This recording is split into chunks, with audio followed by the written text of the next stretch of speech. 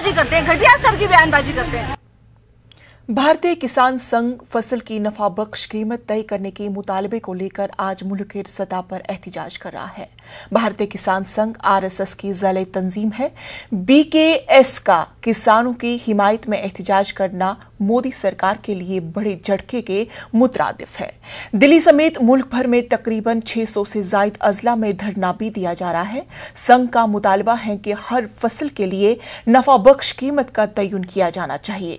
BKS के मुताबिक मुल्क में 127 जोन्स हैं और हर जोन में मजदूरों और इंफ्रास्ट्रक्चर की बुनियाद पर कीमतें अलहदा बनी हुई है। लिहाजा इन पहलुओं को मद्देनजर रखते हुए एक मैकेनिज्म वाज़े किया जाना चाहिए जिसमें मुल्क के सभी किसानों को फायदा हो।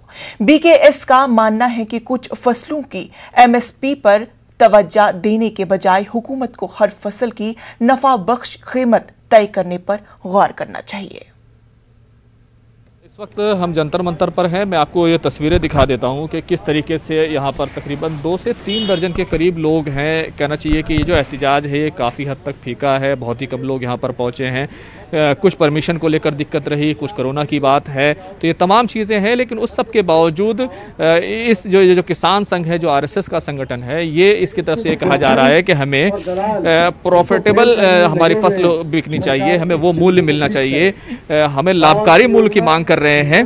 तो ये अपनी अपनी बात यहाँ पर रख रहे हैं। लेकिन अहम बात यह है कि जिस तरीके से ये संगठन है और दूसरी तरफ किसान भारतीय किसान यूनियन है, उसको अगर देखेंगे तो आपको ये समझ में आएगा कि कहीं ना कहीं जहाँ लाखों लोग, हज़ारों लोग जुट रहे हैं, तो यहाँ पर काफ़ी कम लोग यहाँ पर जुट रहे हैं। यहाँ पर लोग मौजूद हैं, इनसे ज़रूर बात करेंगे। सर, आज प्रदर्शन हो रहा है, काफ़ी कम लोग दिखाई दे रहे हैं और बुनियादी तौर पर आपकी क्या मांग है इसमें? लाभकारी मूल्य, क्या आपकी भी वही एमएसपी की मांग है जो भारतीय किसान यूनियन की है?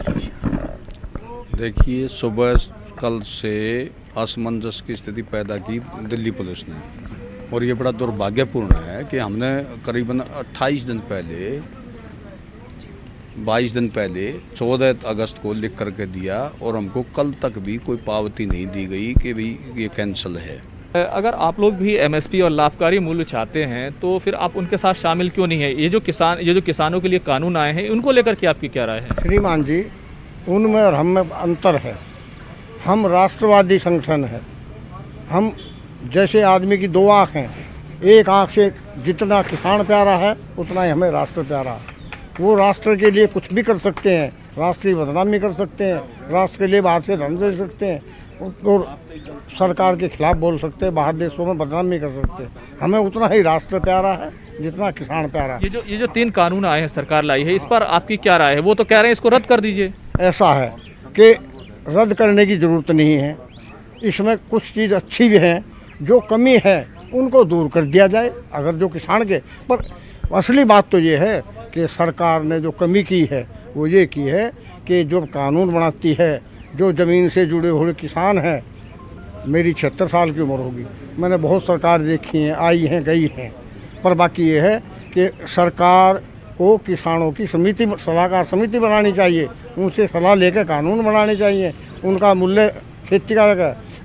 मैं तो दिल्ली का किसान हूँ, मैं तो सब्जी भी बोता हूँ, धान भी बोता हूँ, गेहूँ भी बोता हूँ, गन्ना भी अब तो नहीं बोते, पहले बोया। बहरहाल, एक तरफ भारतीय किसान यूनियन, दूसरी तरफ किसान महासंघ। तो ये किसान संघ जो आरएसएस का संगठन है, और ये कहीं ना कहीं ये ज़रूर कह रहे हैं कि कृषि बिल जो हैं वो ठीक नहीं है, उनमें सुधार होना चाहिए। कैमरामैन अनिल के साथ खुरम शहजाद, न्यूज़ 18 दिल्ली।